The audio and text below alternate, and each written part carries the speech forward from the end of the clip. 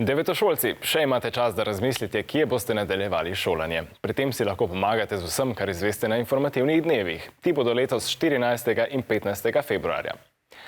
Predlagam pa, da se oglasite tudi na sejmu izobraževanja in poklicev, ki se je danes začel na Gospodarskem razstavišču v Ljubljani.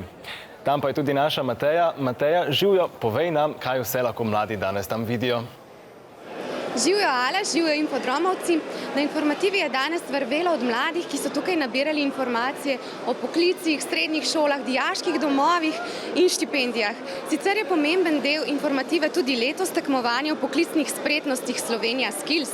Mladi strokovnjaki tukaj tekmujejo v naslednjih panogah: aranžerstvo, cvetličarstvo, kamnoseštvo, informacijsko-komunikacijska tehnologija, mehatronika, slikopleskarstvo in pohištveno in stavbno mizarstvo. Zmagovalci se bodo septembra udeležili tekmovanja Euroskills 2020 v Gradcu.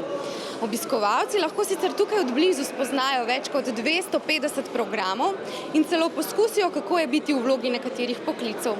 Pa še to, informativo lahko obiščete še jutri med 9. in 18. uro in tako vse, kar vas v posameznem poklicu zanima, vprašate kar dijake šole, za katero se zanimate. No, mi pa smo mlade obiskovalce vprašali, katere informacije, ki so jih danes tukaj nabrali, se jim zdijo najpomembnejše. Infogrom.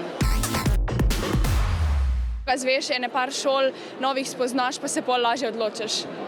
Da ti pač starejši dijaki povejo, kaj bom mlad delam po tej šoli. Zanimala bi se za športno.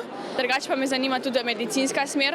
Tu pa sem tudi zvedela, da imajo bolj predmete v zvezi s kemijo, biologijo. Povedali so, kako je kaj v dijaškem domu, kako kaj poteka, dokdaj moraš biti v sobah, pa tako.